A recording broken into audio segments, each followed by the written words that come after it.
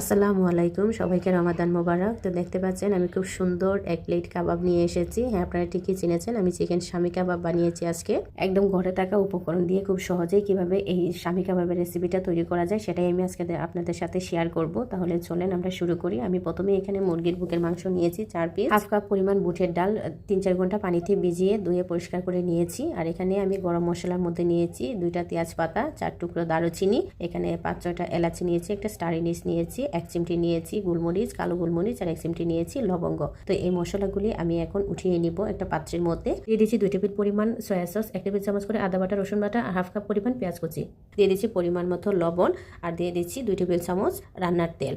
এখন দিয়ে নিচ্ছি 1 চামচ পরিমাণ লাল মরিচের গুঁড়া, হাফ চামচ পরিমাণ জিরা গুঁড়া, হাফ চামচ পরিমাণ ধনিয়ার গুঁড়া, আর দিয়ে দিচ্ছি এখানে 2 চামচ পরিমাণ কাবাব মশলা। শুরুতেই বলেছিলাম এটা বানানো খুবই সহজ, একদম ঘরের সমস্ত মশলা দিয়ে এটা তৈরি করা যায়। তো দেখলেন তো মশলা বলতে এইটুকুই। তো এখন সবগুলা একটু আমি ভালো করে মিক্স করে নিব। আর দেখেন ডালের পরিমাণ মাংসের তুলনায় খুবই সামান্য, কারণ ডালটা একটু না দিলে এটা বাইন্ডিংটা ভালো করে হয় না, সেই অর্থেই দেওয়া। তো আমি এখানে 2 কাপ পরিমাণ পানি দিয়ে এটাকে ভালো করে সিদ্ধ করে নিব। তো এই যে দেখেন আমি সিদ্ধ করে নিয়ে এসেছি। এরকম শুকনা শুকনা করে নামাতে হবে। এর চেয়ে বেশি যদি আপনি পানি রেখে নামান তাহলে এটা যখন ব্লেন্ড করবেন তখন একদম লেটকে যাবে। তো এখন আমি এখান থেকে সমস্ত গোটা মশলাগুলি উঠে নিব। আর এই যে দেখেন আমি ব্লেন্ড করে নিয়ে এসেছি। ব্লেন্ড করার পরে এই অবস্থা, এরকম একটু আঠালো আঠালো ভাব হবে। এখন এর মধ্যে দিয়ে নিচ্ছে হাফ কাপ পরিমাণ পেঁয়াজ কুচি, আর এই যে পেঁয়াজটা দেখেন একদম মিহি কুচি করে করতে হবে।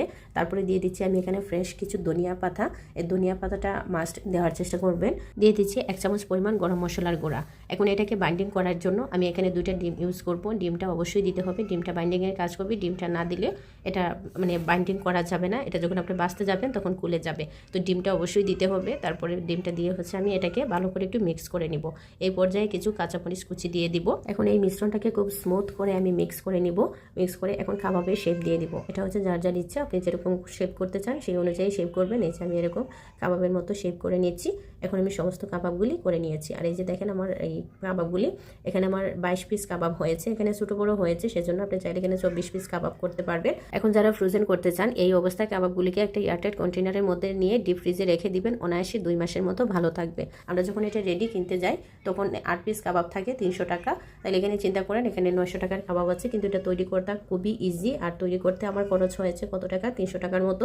300 টাকা দিয়ে কিন্তু আমি 900 টাকার জিনিস তৈরি করতে পেরেছি। এখন ডুবো তেলের মধ্যে আমি কাবাবগুলোকে এপিট ওপিট বাদামি কালার করে ভেজে নিব। যে দেখেন কি সুন্দর কালার হয়েছে, মাশাআল্লাহ। এটা কিন্তু খুব বেশি সময় লাগবে না, সবকিছু সিদ্ধ করাই আছে, তাই অল্প সময়ে হয়ে যাবে। তো এই যে দেখেন আমি এখন পরিবেশনে চলে এসেছি। আমি একদম সহজ উপায়ে আমি যেরকম ভাবে তৈরি করি ঠিক ওইভাবে আপনাদের সাথে শেয়ার করেছি। রমজানে অবশ্যই তৈরি করবেন। আর ভিডিওটি ভালো লাগলে লাইক কমেন্ট করে যাবেন এবং ফ্রেন্ডস এন্ড ফ্যামিলির সাথে শেয়ার করবেন। ভালো থাকবেন সবাই, আল্লাহ হাফেজ।